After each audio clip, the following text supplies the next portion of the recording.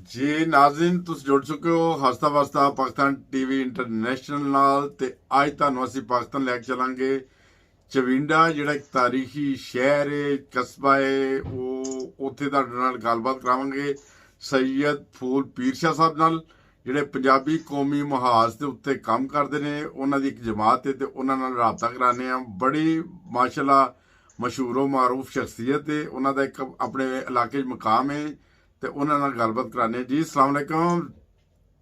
वालेकुम अस्सलाम। की हाल है भाई? ठीक ठाक हो? ठीक है अलहमदुल्ला। शाह साहब हाल है ਤੁਹਾਡਾ? सच सब अल्लाह का शुक्र है, दुआ चाहिए। ਅੱਛਾ ਸ਼ਾਹ ਸਾਹਿਬ, ਇੱਕ ਤੇ ਤੁਸੀਂ ਆਪਣੀ ਨਾ ਜਮਾਤ ਦਾ ਥੋੜਾ ਜਿਹਾ ਤਾਰਫ ਕਰਾਓ ਕਿ ਜਿਹੜਾ ਪੰਜਾਬੀ ਕੌਮੀ ਮੁਹਾਜ਼ ਹੈ ਇਹਦਾ ਕੀ ਮਿਸ਼ਨ ਕੀ ਹੈਗਾ? ਬੁਨਿਆਦੀ ਤੌਰ ਤੇ ਪੰਜਾਬੀ ਕੌਮੀ ਮੁਹਾਜ਼ ਦਾ ਮਿਸ਼ਨ ਹੈ ਪੰਜਾਬੀ ਕੌਮ ਦੇ ਵਿੱਚ ਆਪਣੀ ਜ਼ੁਬਾਨ ਤੇ ਆਪਣੀ ਰਹਿਤਲ ਨਾਲ ਪਿਆਰ ਦੇ ਜਜ਼ਬੇ ਨੂੰ ਉਜਾਗਰ ਕਰਨਾ।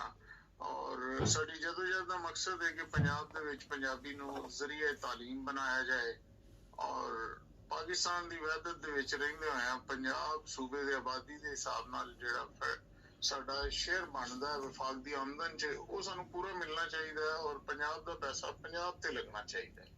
ਔਰ ਜਿਵੇਂ ਦੂਸਰੇ ਸੂਬਿਆਂ ਦੇ ਵਿੱਚ ਮਕਾਮੀ ਜ਼ੁਬਾਨਾਂ ਜਿਹੜੀਆਂ ਨੇ ਉਹ ਆਫੀਸ਼ੀਅਲ ਜ਼ੁਬਾਨਾਂ ਦਾ ਦਰਜਾ ਰੱਖਦੀਆਂ ਨੇ, ਉਹਨਾਂ ਦੀ ਤਾਲੀਮ ਦਿੱਤੀ ਜਾਂਦੀ ਹੈ। ਇਸੇ ਤਰੀਕੇ ਨਾਲ ਪੰਜਾਬ ਦੇ ਵਿੱਚ ਪਹਿਲੀ ਤੋਂ ਲੈ ਕੇ ਗ੍ਰੈਜੂਏਸ਼ਨ ਲੈਵਲ ਤੱਕ ਪੰਜਾਬੀ ਨੂੰ ਜ਼ਰੀਏ ਤਾਲੀਮ ਬਣਾਇਆ ਜਾਏ। ਔਰ ਚूंकि 60% ਪਾਕਿਸਤਾਨ ਦਾ 60% ਪੰਜਾਬ ਹੈ ਔਰ ਤਕਰੀਬਨ ਪਾਕਿਸਤਾਨ ਦੀ ਆਬਾਦੀ ਦਾ 80% ਲੋਕ ਉਹ ਨੇ ਜਿਹੜੇ ਪੰਜਾਬੀ ਬੋਲ ਸਕਦੇ ਨੇ, ਸਮਝ ਸਕਦੇ ਨੇ, ਤੇ ਇਸ ਲਈ ਅਸੀਂ ਚਾਹੁੰਦੇ ਹਾਂ ਕਿ ਪੰਜਾਬੀ ਨੂੰ ਨਾਫਜ਼ ਕੀਤਾ ਜਾਏ। ਅੱਛਾ, ਬਹੁਤ ਅੱਛੀ ਤੁਹਾਡੀ ਸੋਚ ਹੈ ਤੇ ਇਹ ਸੋਚ ਨੂੰ ਲੈ ਕੇ ਚੱਲਣਾ ਚਾਹੀਦਾ। ਸਾਨੂੰ ਆਪ ਪਤਾ ਹੈ ਸਾਡਾ ਆਪਣਾ ਤਾਲੁਕ ਪੰਜਾਬ ਤੋਂ ਹੈ, ਪੰਜਾਬੀ ਘਰਾਨਾ, ਮਗਰ ਅਸੀਂ ਜਿਉਂ ਵਕਤ ਦੇ ਨਾਲ ਨਾਲ ਅਸੀਂ ਆਪਣੇ ਆਉਣ ਵਾਲੇ ਬੱਚਿਆਂ ਨਾਲ ਅਸੀਂ ਉਰਦੂ ਬੋਲਦੇ ਆ, ਉਹ ਪੰਜਾਬੀ ਨਾਲ ਮੁਤਾਰਫ ਨਹੀਂ ਹੋ ਰਹੇ ਬੱਚੇ ਜਿਹੜੇ ਨਾ, ਤੇ ਐਸਾ ਪੰਜਾਬੀ ਤੇ ਬਿਲਕੁਲ ਪਿੱਛੇ ਰਹਿ ਜਾਏਗੀ। ਬਿਲਕੁਲ ਜੀ, ਇਹ ਤੇ ਜ਼ਾਹਿਰ ਕਿ ਆਪਣੀ ਹੱਥੀਂ ਆਪਣੀ ਮਾਂ ਬੋਲੀ ਨੂੰ ਮਾਰਨ ਵਾਲੀ ਗੱਲ ਹੈ, ਆਪਣੀ ਨਸਲ ਨੂੰ ਗੂੰਗਾ ਕਰਨ ਵਾਲੀ ਗੱਲ ਹੈ ਤੇ ਬਿਲਕੁਲ ਲਤੀਫੇ ਵਾਲੀ ਗੱਲ ਹੈ ਨਾ ਕਿ ਸਾਡੀ ਕੌਮ ਪੰਜਾਬੀ ਹੈ ਤੇ ਸਾਨੂੰ ਜ਼ੁਬਾਨ ਪੰਜਾਬੀ ਬੋਲੀ ਨਾ ਆਉਂਦੀ ਹੋਏ। ਬੇਸਿਕਲੀ ਪੰਜਾਬੀ ਜ਼ੁਬਾਨ ਜਿਹੜੀ ਉਹ ਫਖਰ ਦੇ ਤੌਰ ਤੇ ਸਾਡਾ ਫਖਰ ਹੈ ਔਰ ਇਹਨੂੰ ਬੋਲ ਕੇ, ਇਹਨੂੰ ਪੜ੍ਹ ਕੇ, ਇਹਨੂੰ ਲਿਖ ਕੇ ਹਰ ਪੰਜਾਬੀ ਨੂੰ ਫਖਰ ਹੋਣਾ ਚਾਹੀਦਾ। ਅੱਜ ਮੁਸਲਮਾਨਾਂ ਦੇ ਵਿੱਚ ਤੀਸਰੀ ਵੱਡੀ ਜ਼ੁਬਾਨ ਪੰਜਾਬੀ ਹੈ। ਤੀਸਰੀ ਵੱਡੀ ਸਭ ਤੋਂ ਜ਼ਿਆਦਾ ਤਾਦਾਦ ਮੁਸਲਮਾਨਾਂ ਦੇ ਵਿੱਚ ਪੰਜਾਬੀ ਬੋਲਣ ਵਾਲੇ ਮੁਸਲਮਾਨਾਂ ਦੀ ਹੈ। ਦੁਨੀਆ ਦੀ 9ਵੀਂ ਵੱਡੀ ਜ਼ੁਬਾਨ ਪੰਜਾਬੀ ਹੈ ਔਰ ਹੁਣ ਤਾਂ ਤੁਹਾਡੇ ਕੈਨੇਡਾ ਦੇ ਵਿੱਚ ਆਫੀਸ਼ੀਅਲ ਲੈਂਗੁਏਜ ਦਾ ਦਰਜਾ ਹਾਸਲ ਹੈ ਪੰਜਾਬੀ ਨੂੰ। ਅੱਛਾ ਤੇ ਸਿਰਫ ਪਾਕਿਸਤਾਨ ਦੇ ਵਿੱਚ ਪੰਜਾਬੀ ਨੂੰ ਜਿਹੜਾ ਉਹ ਪਿੱਛੇ ਸੁੱਟਿਆ ਜਾ ਰਿਹਾ ਔਰ ਖਾਲਿਸਤਾਨ ਹਕੂਮਤੀ ਸਰਪ੍ਰਸਤੀ ਦੇ ਵਿੱਚ ਇਹ ਸਾਰਾ ਕੁਝ ਹੋ ਰਿਹਾ ਹੈ। ਪੰਜਾਬੀ ਦੇ ਖਿਲਾਫ ਨੈਗੇਟਿਵ ਪ੍ਰੋਪੇਗੈਂਡਾ, ਮੀਡੀਆ ਵਾਰ ਔਰ ਲੋਕਾਂ ਨੂੰ ਪ੍ਰੀ ਪਲਾਨ ਜਿਹੜਾ ਆਪਣੀ ਜ਼ੁਬਾਨ ਤੋਂ ਦੂਰ ਕੀਤਾ ਜਾ ਰਿਹਾ ਔਰ ਅਸੀਂ ਇਸ ਚੀਜ਼ ਦੀ ਮਜ਼ਮਤ ਕਰਨੇ ਆ ਔਰ तमाम ਪੰਜਾਬੀ ਕੌਮ ਅੱਗੇ ਬੇਨਤੀ ਕਰਨੇ ਆ ਕਿ ਆਪਣੇ ਬੱਚਿਆਂ ਨਾਲ ਪੰਜਾਬੀ ਬੋਲਣ।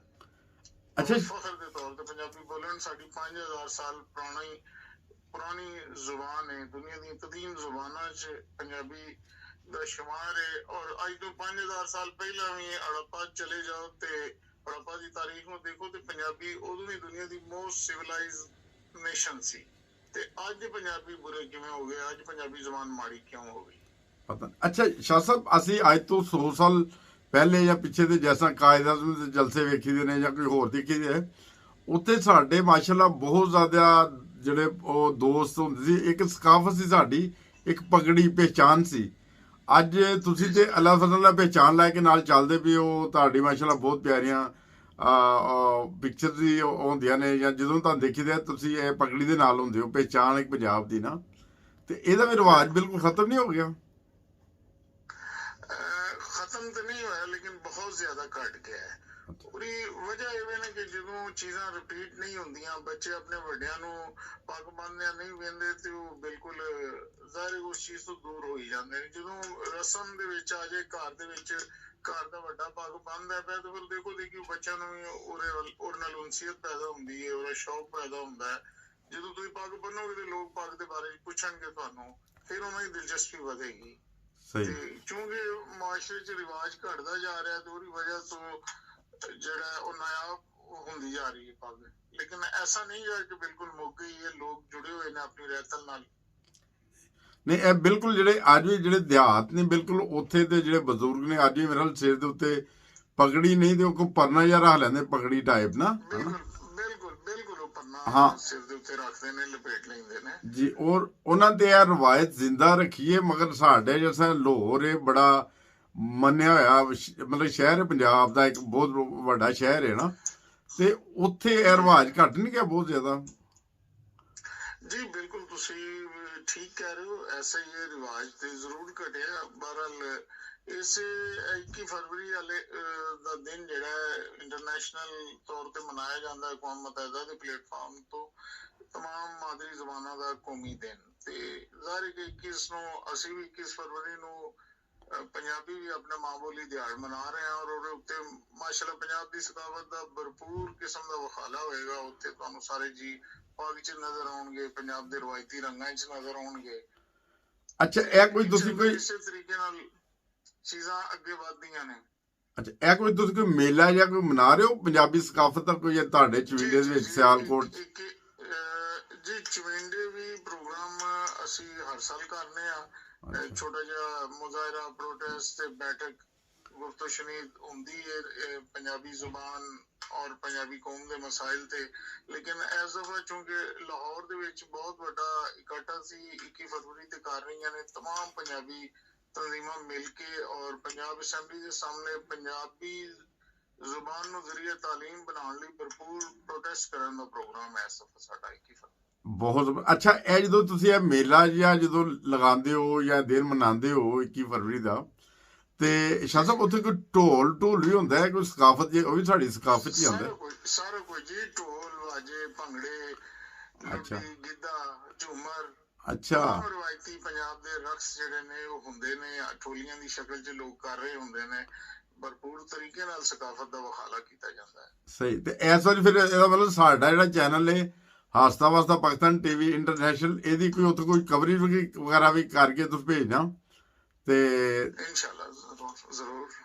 ਤੇ ਇੱਕ ਹੋਰ ਤਾਂ ਦੱਸੇ, ਸਾਡਾ ਆਪਣੇ ਚੈਨਲ ਹੈ, ਸਾਡਾ ਸਾਰੇ ਜਿਹੜੇ ਪੰਜਾਬੀ ਭਰਾ ਨੇ ਜਿਹੜੇ ਉਹਨਾਂ ਦਾ ਵੀ ਇਹ ਚੈਨਲ ਹੈ, ਇਸੇ ਤਰ੍ਹਾਂ ਜਿਹੜਾ ਉਰਦੂ ਸਪੀਕਿੰਗ ਉਹਨਾਂ ਦਾ ਵੀ ਚੈਨਲ ਹੈ। ਮਤਲਬ ਕਿ ਤੁਸੀਂ ਮਿਕਸ ਪ੍ਰੋਗਰਾਮ ਐਨੀ ਟਾਈਮ ਕੋਈ ਵੀ ਤੁਹਾਡਾ ਸਕਾਫਤੀ ਪ੍ਰੋਗਰਾਮ ਹੋਏ ਨਾ ਸ਼ਾਹ ਸਾਹਿਬ, ਤੇ ਤੁਸੀਂ ਸਾਡੇ ਨਾਲ ਜ਼ਰੂਰ ਸ਼ੇਅਰ ਕਰੋ, ਅਸੀਂ ਉਹਨੂੰ ਆਪਣੇ ਚੈਨਲ ਦਾ ਹਿੱਸਾ ਬਣਾਵਾਂਗੇ। ਠੀਕ ਹੈ ਜਨਾਬ, ਬਹੁਤ ਸ਼ੁਕਰੀਆ। ਕਿਉਂਕਿ ਜ਼ਾਹਿਰ ਹੈ ਕਿ ਪੰਜਾਬੀ ਤੁਹਾਡੀ ਵੀ ਮਾਂ ਬੋਲੀ ਹੈ, ਇਹ ਤੁਹਾਡੀ ਵੀ ਜ਼ੁਬਾਨ ਹੈ, ਤੁਹਾਡਾ ਵੀ ਕਲਚਰ ਹੈ। ਇਹਦੀ ਸੇਵਾ ਜਿਵੇਂ ਸਾਡਾ ਫਰਜ਼ ਹੈ, ਹੱਕ ਹੈ, ਤੁਸੀਂ ਵੀ ਪੰਜਾਬ ਦੇ ਪੁੱਤਰ ਹੋ, ਤੁਹਾਡਾ ਵੀ ਹੱਕ ਹੈ ਇਹਦੀ ਸੇਵਾ ਕਰਨੀ, ਇਹਦੇ 'ਚ ਹਿੱਸਾ ਪਾਉਣਾ, ਤੇ ਇਨਸ਼ਾਅੱਲਾ ਅਸੀਂ ਵੀ ਤੁਹਾਡੇ ਨਾਲ ਭਰਪੂਰ ਕੋਆਪਰੇਟ ਰੱਖਾਂਗੇ। ਸਹੀ ਜ਼ਰੂਰ। ਤੁਸੀਂ ਤੇ ਇਹ ਬਾਕੀ ਦੋਸਤਾਂ ਨੇ ਵੀ ਪੈਗਾਮ ਹੈ ਕਿ ਇਹ ਜਿਹੜਾ ਸਾਡਾ ਚੈਨਲ ਹੈ, ਇਹ ਅਸੀਂ ਆਵਾਮ ਦੇ ਜਿੰਨੇ ਇਸ਼ੂ ਨੇ ਅਸੀਂ ਉਹਨਾਂ ਨੂੰ ਹਾਈਲਾਈਟ ਕਰਨਾ ਵੇ।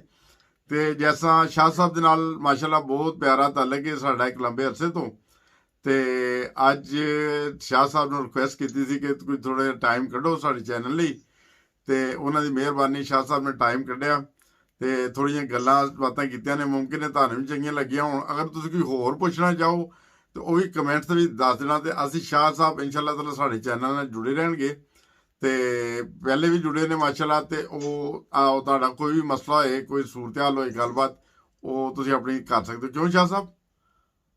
ਜੀ ਜੀ ਬਿਲਕੁਲ ਬਿਲਕੁਲ।